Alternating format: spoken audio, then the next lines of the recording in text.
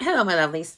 I've been a little preoccupied with what I see as a conundrum, and I'm hoping that maybe someone else can help me and possibly clear up my confusion or confirm that my thinking makes sense. So bear with me. Back in February, the Super Bowl happened, right? All these teams compete throughout the season to be in the right place in their conference, to have a chance at the playoffs, yada, yada, yada. So eventually we get it down to just two teams.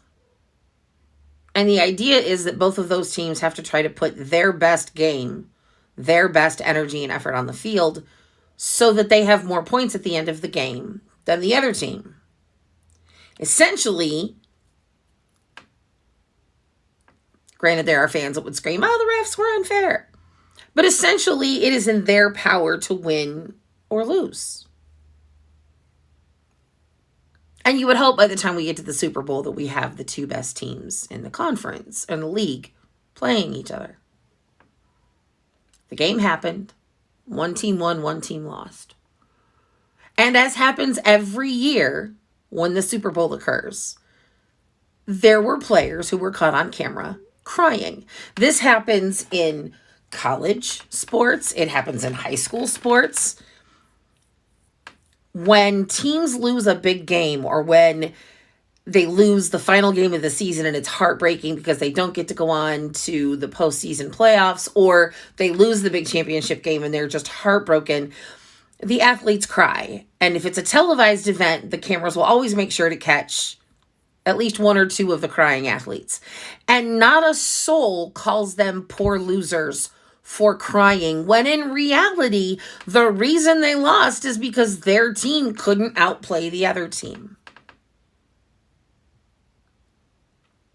They were completely responsible, essentially. And I know some people are going to go, but the refs were unfair. We can agree that the idea is that your team will outplay the other and score more points than the other. And if you don't, but we don't call those athletes poor losers. We understand they're disappointed, even if they are crying over a game.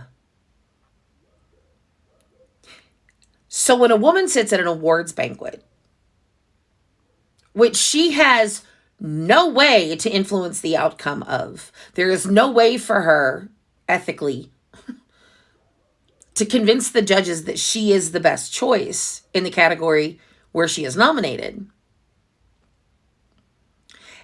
And she doesn't hear her name announced. And she simply sits calmly, quietly, doesn't burst into tears, doesn't start sobbing, doesn't scream, this isn't fair, and run out of the theater. She just sits calmly. There are an awful lot of people showing up, calling her a poor loser, saying what she did was disrespectful. So help me make this make sense. When an athlete loses a game that he was a part of, that he had the ability possibly to affect the outcome of, I mean, this sounds harsh, but if you lose the game, that's on you, pal. You just weren't good enough to beat the other team. At least not on that day. They're allowed to cry on national television. And everybody just is okay with it because they're disappointed. Side note, I'm also okay with it because they're disappointed. I get that. But when a woman with as stellar a career as Angela Bassett has had gets passed over yet again for an Oscar, and she simply sits calm, neutral expression on her face, a whole bunch of people, especially a whole bunch of white men, get all up in their feelings about how she reacted. Why is it okay for a grown-ass man to cry over a football game, but it's not okay when that grown-ass man was a part of the football game and is having to deal with the fact that his team just wasn't good enough to beat the other team? Why is it okay for him to cry, but it's not okay for Angela Bassett to sit calmly and not fake a smile and applaud furiously like she's thrilled for the person who did win?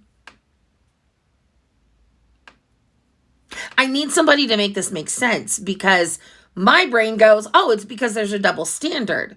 Not only is she a woman, but she's a black woman, and white men are really uncomfortable with women, and especially black women, brown women, and indigenous women not behaving in the way that they would prefer.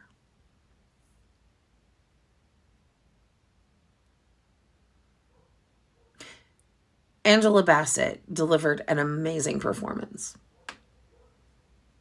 And a lot of people whose opinions I respect and trust think she got shafted. They think that the panel of judges made the wrong decision.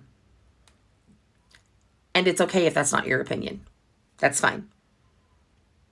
However, her reaction was classy and dignified. It was calm and low key. She didn't fake a smile and look awkward, which frequently happens at those award shows. She didn't throw a fit and storm out. She didn't disrupt the proceedings at all.